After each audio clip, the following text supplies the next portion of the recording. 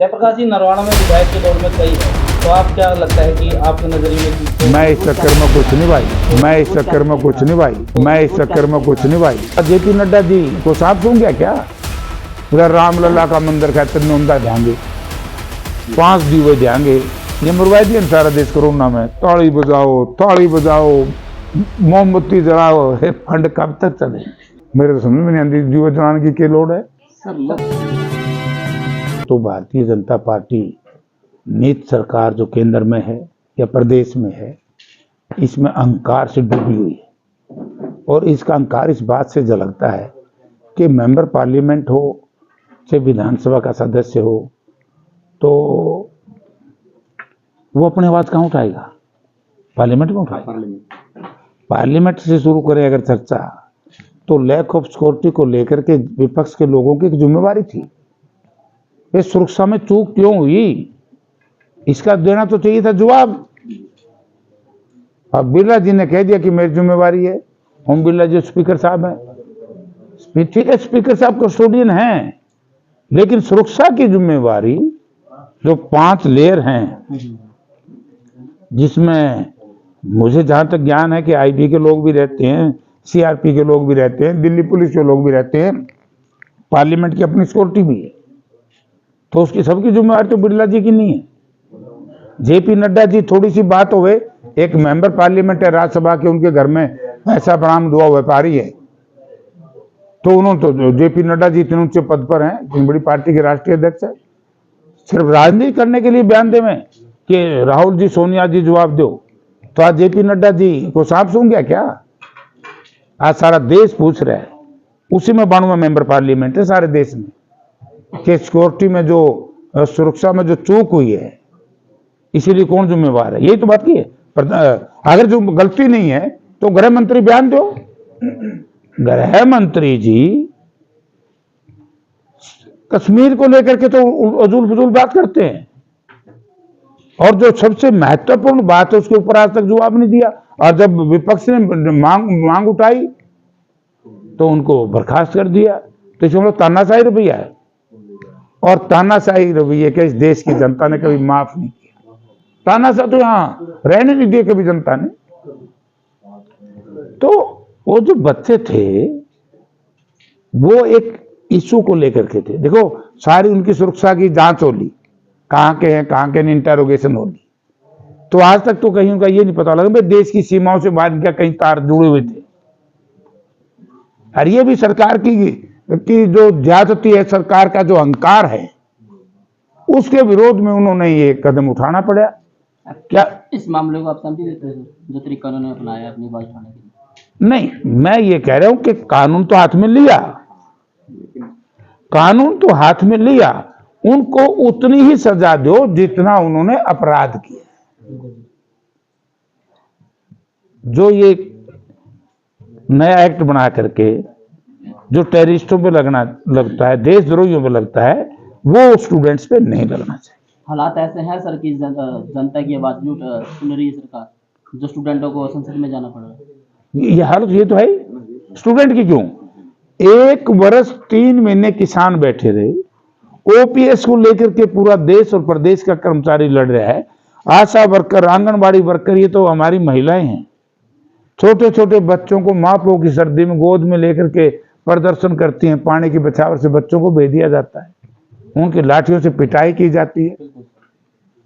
तो हालत क्या है? आज दुकानदार की हालत क्या है? आज कर्मचारी की हालत क्या है?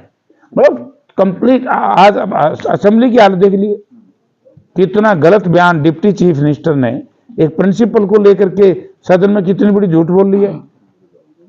साहब पे उन्होंने आरोप लगाया कि 2005-11 में जब वो जो उल्टा साहब पर झूठी बात पाएगी, वाह सारी ये झूठी पाई, जब भी तो कहते हुए तो सारा समाज झूठ में डूब रहा है। मुख्यमंत्री जी ने, डिप्टी चीफ मिनिस्टर उनके अधीन है, चाहिए तो ये था उसी वक्त ये कहना कि मैं माफी मांगता हूं। सदन में हमारे एक नियम है, मैं 5 बार एमपी एमएलए रहा हूं। रूल एंड प्रोसीजर में यदि कोई मंत्री हो, चाहे मुख्यमंत्री हो, चाहे प्रधानमंत्री हो, चाहे मेंबर हो, अगर सदन के अंदर सदन को भ्रमित करता है, गुमराह करता है, गलत बयानबाजी करता है, वो पकड़ी जाए तो उसके खिलाफ या तो प्रिविलेज आना चाहिए, विशेषाधिकार हनन किया है, या उसने माफी मांगनी चाहिए। तो आज तक ये इशू आया तो बताओ, अहंकार में ठीक है जो कह दिया। ये तो ये कहते हम ही हैं जो कुछ जो गरीब तो हमने बकान खातर आवेंगे नहीं, एक चुटकी चोड़ बोला रामलला का मंदिर खातर नौंदा देंगे, 5 दीवे देंगे, ये मरवा दिया ना सारा देश कोरोना में। ताली बजाओ, मोमबत्ती जलाओ, हे फंड कब तक चले? हम भी राम के भगत हैं, हम हिंदू हैं, लेकिन फर्क ये हम राम को मानते हैं और रामलला को मानते हैं। रामलला इसलिए राम जी का नाम रखा गया, उनका राजनीतिक लाभ लेते हैं।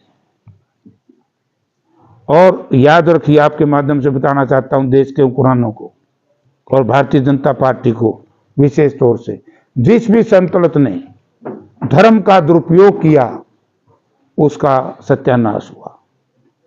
ये तो राजनीतिक इस्तेमाल इतना कर दिया धर्म का, इससे धर्म कमजोर पड़ेगा क्या? ये लोग धर्म के ठेकेदार हैं क्या? राम के जो गुरु थे कपिल मुनि महाराज थे कलायत में, हमारा मंदिर तो ठीक हो नहीं कर आनंद दे।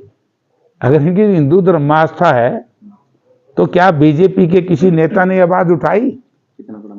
कितना बड़ा मंदिर है जिसमें ईंट ईंट का बना हुआ है, ना सीमेंट है, ना चुनना है, ना गारा है। जहां जितना कुआं टूटा था उसको तो ठीक करा देखो नहीं, सिर्फ राजनीतिक लाभ के लिए कदे कुछ ताड़ी बजाए। तो कोरोना दूर हो गया ताड़ी बजाने से, बेड़ा गर्क कर दिया। आज कोरोना की जल्दी में बनाई गई वैक्सीन की वजह से जो साइड इफेक्ट हुए, कितने लोग मर रहे हैं। ये फिर बोले 5 जुए जलाओ, मेरे तो समझ में नहीं आती जुए जलाने की क्या लोड है। सर लोकल मामलों में भी जहां तक है, जैसे भ्रष्टाचार का मामला है, नगर परिषद नरवाना में 23 में से 10 मेंबर तो आज विरोध में बैठे हैं धरने पर, क्योंकि उनका आरोप है कि एक तो प्रॉपर्टी आईडी में बहुत ज्यादा धांधली हुई, दूसरा नंबर है कि सरकार अपने चहेतों को टेंडर दे रही है, जिसके आम जनता के जो टेंडर होने थे वो रद्द किए जा रहे हैं। 3 करोड़ के टेंडर रद्द करके अब अपने चहेतों को टेंडर देने की प्रक्रिया की जा रही है। इस मामले को लेकर 10 पार्षद हैं जो वो हड़ताल पे बैठे हैं पिछले 5 दिनों से। वो कहते ना देशभक्त बनो, सरकार से कुछ ना लो। सरकार को ये तो हिटलर वाली पॉलिसी पे चल पड़े, जो आवाज उठाए उसकी आवाज को दबा दो। जब इन्होंने प्रॉपर्टी आईडी जिसने बनाई है उस कंपनी को ब्लैक लिस्ट कर दिया, तो ये तो बंद होनी चाहिए, बंद होनी चाहिए। और जहां तक ठेके का सवाल, ऑनलाइन की बात करते हैं, सारा ठेके के मेरे भाई, नौकरी से लेकर के, बदली से लेकर के, थाना से लेकर के, तहसील से लेकर के, हर कार्यालय में, एसएससी और एचपीएससी के दफ्तर में हर जगह भ्रष्टाचार है। रोज पर्चे दर्ज हुए हैं, बोला इसने इतने रुपये नौकरियां मेरे लिए, मेरे पीछे का गया, ना नौकरी लग दी और ना मेरे पीछे उल्टे दिए। अब मुख्यमंत्री जी कल कह रहे थे, मैं कह सकता हूं मैं किसी अधिकारी को नहीं छोड़ूंगा। अधिकारियों को लेकर डंडम डंडा हो रहे हो, जो एचपीएससी के चेयरमैन हैं, एचपीएससी के मेंबर हैं, दूसरी स्टेटों से ला करके यहाँ लगा दिए, उनका इस धरती से क्या प्यार है?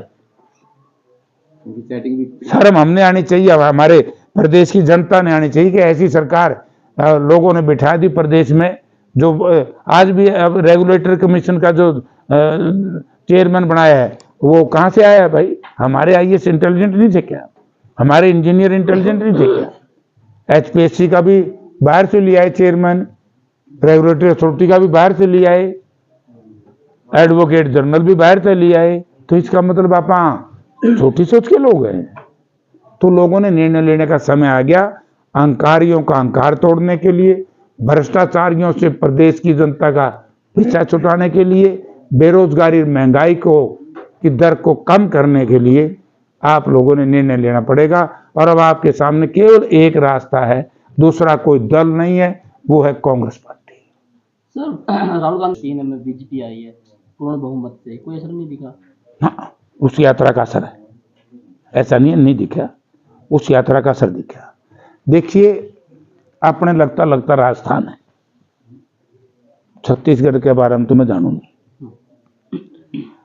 राजस्थान में आप गंगानगर से चलो अलवर तक आ जाओ, 34 सीट में से 29 सीट कांग्रेस पार्टी ने जीती है, 5 ही सीट आ रही है।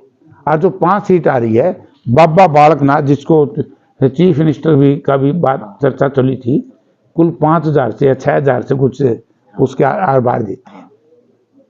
हमारे राजेंद्र जी यादव हैं, 275 वोट से आ रहे हैं। तो ऐसे को 1000 से आ रहा है, को 500 से, को 1500 से।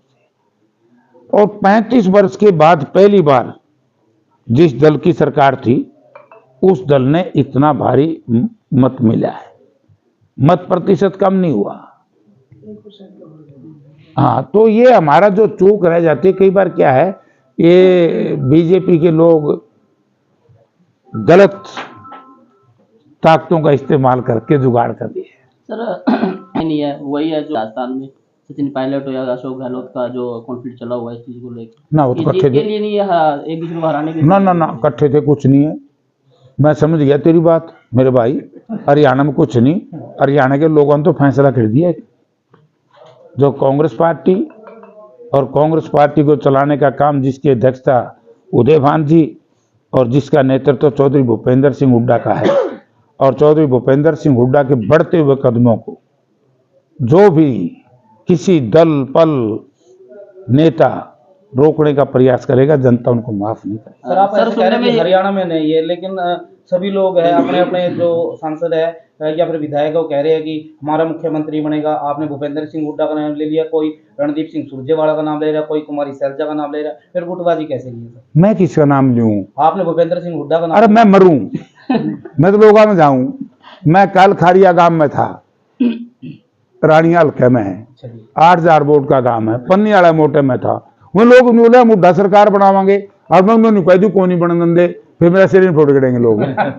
मैं तो वाई कहूँ भाई, जो लोग कम है। अच्छा जी। सर सुनने में ये भी है कि जो कांग्रेस में आने की कांग्रेस में ये बड़ा सवाल है। नहीं, कथित पे बातें चल रही है। कांग्रेस ऐसे व्यक्ति को कभी नहीं लेगी जिन्होंने कांग्रेस के मतदाताओं के साथ स्वार्थ के वशीभूत और अपना काला धन बचाने के लिए ठगी की। अगर वो आ जाते हैं बाय चांस, फिर कांग्रेस में फिर आपका फिर क्या स्टैंड क्या स्टैंड रहेगा आपका? जेपी का डंडा बजेगा। जैसे कि सर जैसे कि देख लूंगा, आजाद उम्मीदवार लड़ रहा वादपुर से।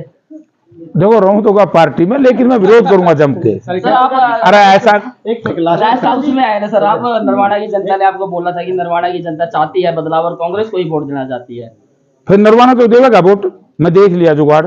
सर एक लास्ट बट दूसरी पार्टी शायद लोग अगर यहाँ इस मूड है जो चेंज हो सकता है, आपके सामने ही कहा था सर, जनता आई थी रेस्ट हाउस में। दूसरी पार्टी से को करो, दूसरी मैं भी दूसरी तय उन्हीं दो। जयप्रकाश जी, एक सवाल आपसे। जयप्रकाश उर्फ जेपी लगातार नरवाना हल्का के अंदर सक्रिय है और लगातार जनसभा भी होती दिख रही है, इसके पीछे का क्या राज है? यार भी जो तो बताओ, गणे दिन माऊ दिन को तने सारी उम्र उड़ते तो उठाया। मेरे को जो राजनीतिक ताकत दी है, जैसे कलायत की जनता ने दी, हिसार जिला की जनता ने दी, उसमें नरवाना का एक विशेष योगदान है। जब 1996 में मैं अंकारी लोगों के खिलाफ लड़ रहा था, तो नरवाना की जनता ने मुझे आशीर्वाद दिया। ये आशीर्वाद मैं जब तक जीऊंगा भूलूंगा नहीं। आज मैं कोई पॉलिटिकल कार्यक्रम में नहीं आया, सामाजिक कार्यक्रम में आया। ये मैंने तो नहीं बताऊंगा कौन सी पार्टी में थे, लेकिन थे गलत जगह। जब मैं आया इनके घर, हाँ माँ सतपाल मदद कर दे, मेरा साथ दिया।